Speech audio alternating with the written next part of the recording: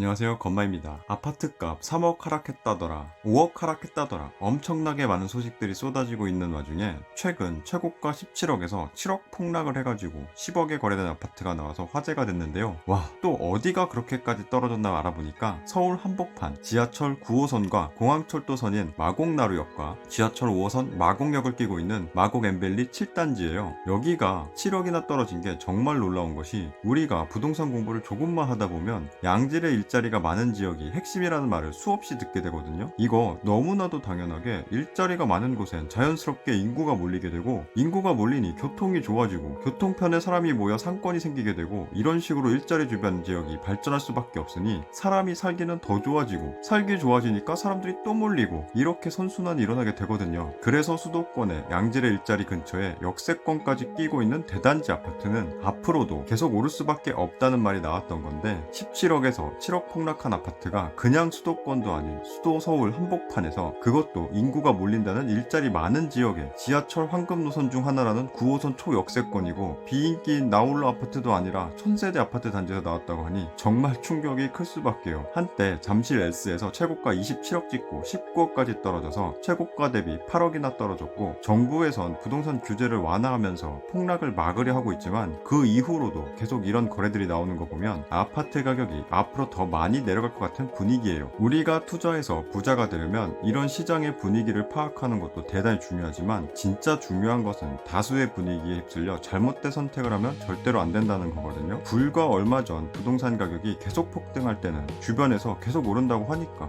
천년만년 부동산 가격이 오를 것만 같았거든요. 그때 주변 분위기에 휩쓸려서 완전 무리해가지고 영혼까지 끌어모아서 투자한 사람들은 지금 어떻게 됐을까요? 반대로 지금 부동산 가격이 계속 하락할 것 같을 땐 계속해서 아파트 가격이 빠질 것만 같지만, 아파트라는 건 실제 거주를 할 수 있는 가치를 지닌 실물 자산이라 가격이 계속해서 빠지지는 않는 특성 또한 가지고 있거든요. 그런데 지금 분위기는 거래량이 너무 적어 통계적 데이터가 부족한데도 불구하고 최고가에 비해 가격이 급격하게 빠진 가격만 부각되어 너무 과도하게 하락하는 쪽으로 분위기가 흘러가고 있어 잘못된 선택을 하게 만들어지고 있는 상황이라 보여져요. 좀 전에 살펴봤던 마곡 엠벨리 7단지 10억 6,400만원에 팔린 실거래가를 보면 직거래라고 찍혀있죠. 직거래라는 건 부동산 중개업자를 거치지 않고 당사자 간 거래를 했다는 말이고, 이건 내가 살 수 없는 매우 특별한 거래라는 거예요. 10억이나 되는 거금을 서로 모르는 사람과 거래한다? 가능할까요? 파는 사람이 17억짜리를 10억에 판다 하면 사는 사람 입장에서야 당연히 혹할 만한 가격이긴 하지만, 이거 싸도 너무 싸죠? 왜 이런 좋은 기회가 나한테? 이런 한쪽이 일방적인 이득이 있는 거래는 당연히 사기가 아닌가 의심을 해봐야지, 좋다고 거래하면 사기당하는 거예요. 자, 네이버 부동산의 실제 매물 가격대를 살펴봐도 최저가가 16억에 딱 하나 나와 있고, 그 다음이 바로 17억 5천, 그 다음은 18억 5천으로 바로 뛰죠. 10억짜리 물건 없어요. 이런 특수거래 한두 건 보면서 아파트 가격이 계속 폭락하고 있으니까 기다리다 보면 10억보다 더 떨어지겠네 생각하는 거는 그냥 단순히 희망회로를 풀가동하고 있는 건데, 이러면 절대 제대로 된 투자를 할 수 없습니다. 이게 좀 웃긴 게, 부동산 공부를 하다 보면 상승론자와 하락론자가 있는데요. 상승론자들은 한두 건의 신고가만 나와도 부동산 폭등기라고 하고 떠들거든요. 그럼 하락론자들은 일부 거래만으로 폭등이라 하면 안 된다, 그거는 부동산 가격을 올리기 위한 자전거래 수법이다, 이러면서 인정을 하지 않으려고 해요. 반대로 하락론자들은 하락거래 한두 건이 나오게 되면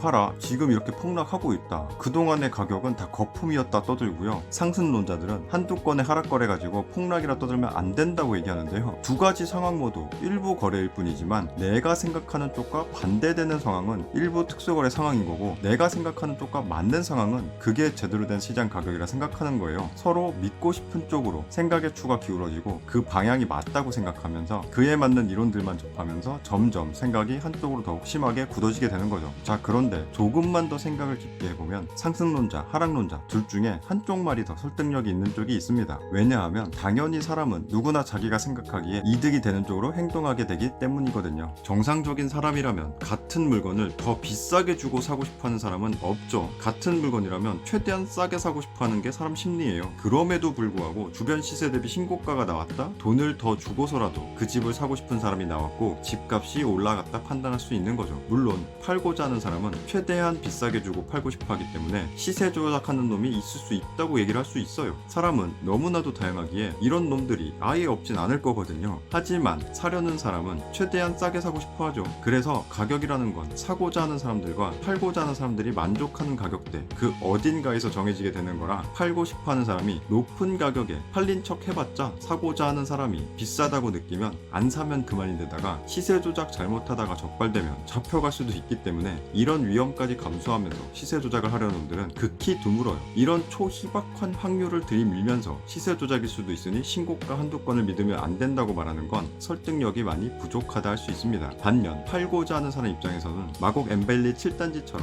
필요에 의해 직거래로 시세보다 싸게 매매하는 거래가 몇 번이 일어날 수 있는데요. 내가 가지고 있는 아파트를 내 가족에게 증여해주면 증여세가 왕창 나오게 되지만 가족 간 거래로 싸게 매매하면 정상적인 거래로 인정해줘서 증여세를 안 내도 되거든요. 이걸 이용해서 정당한 거래였다고 하고 1,000원에 팔았어요 그러면 이거는 매매가 아니라 증여를 해주는 거나 마찬가지이기 때문에 시세 대비 30% 저렴한 가격 정도 선까지는 인정해주는 장치가 있고요. 증여자 입장에서는 이 시세 대비 30% 선을 최대한 이용하면 증여세를 아낄 수 있겠죠. 여기서 부동산 중개인을 끼게 되면 수수료가 발생하게 되는데 서로 가족이니 사기당할 이유도 없고 부동산 수수료도 아낄 겸 직거래로 계약을 하는 거예요. 그래서 직거래가 보통 시세보다 터무니없이 싼 가격으로 나오게 되는 겁니다. 자, 그런데 이렇게 직거래를 해도 시세라는 것은 서로 사고 파는 사람들이 정하는 거라 정확하게 딱 정할 수 없기 때문에 세무서에서 니들끼리 직거래해서 30%보다 싸게 팔았으니까 증여세 내라 하면 이것도 미치는 거거든요. 그래서 가족 간 직거래를 하면서도 법적인 안전장치를 좀 마련하기 위해서 일부러 부동산 중개업자를 끼고 수수료를 지불한 다음에 중개거래로 거래를 하기도 하기 때문에 중개거래 중에서도 시중 매도 호가보다 훨씬 싼 폭락한 것처럼 보이는 가격에 실거래가가 찍히기도 하는 거예요. 아, 그렇다고 지금 거래되는 모든 하락 거래들이 이런 특수 중요 물건이라는 건 절대 아니고요. 시세보다 싸게 팔면 파는 사람 입장에서 무조건 손해를 볼 것 같지만 양도세라는 게 또 있어서 상황에 따라 싸게 파는 게 이득을 보기도 하거든요. 현재 1주택자는 10억 미만의 집을 팔 경우 양도세가 전부 비과세 되는데 주택을 가지고 있는 상황에서 집을 하나 더 사고 먼저 가지고 있던 기존 집을 3년 만에 팔아도 1주택자로 간주해서 전부 비과세를 해줘요. 이것도 원래 3년이었다가 2년으로 줄였다가 다시 3년으로 풀어주고 난리도 아니었는데 아무튼 이 일시적 2주택 혜택을 보고자 하는 사람이 비과세 혜택을 볼 수 있는 기간이 얼마 안 남아서 기간 내에 못 팔면은 양도세를 국가에 5억을 내야 되는 상황이라고 한다면 어떻게 될까요? 5억 세금 내느니 2, 3억 정도 그냥 더 싸게 팔아서 기간 내에 팔자 이렇게 되겠죠. 그래서 이런 물건들도 시세보다 싸게 거래가 되는 건데 최근 거래량이 없어도 너무 없으니 이런 물건들의 가격이 눈에 띄게 보이게 되고 실제보다 더 폭락할 거라는 착각을 일으키게 되는 거죠. 지금 부동산 시장 분위기에서 이런 말들을 하면 무시당하고 시장 볼 줄 모른다면 욕먹기 딱 좋겠지만 그리고 시장이 오르길 기대하는 사람들보다 지금처럼 더 폭락하길 기다리는 사람들이 훨씬 많아서 앞으로 더 폭락한다고 얘기를 해야 영상 조회수가 훨씬 더 많이 나오겠지만 제대로 된 투자를 하려면 내가 바라는 상황을 기대하는 것이 아니라 냉정하게 판단할 줄 알아야 현명한 투자를 할 수 있습니다. 아직까지 집을 갖지 못한 입장에서는 당연히 가격이 더 빠지길 바라겠지만 지금 빠지고 있는 집값이 과도하게 해석되고 있는 건 아닌지 한번 잘 생각해보세요. 그리고 오를 땐 과도하게 오를 거라 해석되고 있는 건 아닌지 사람들 분위기에 휩쓸려서 잘못된 판단하지 말고 현명한 판단을 하실 수 있었으면 좋겠습니다.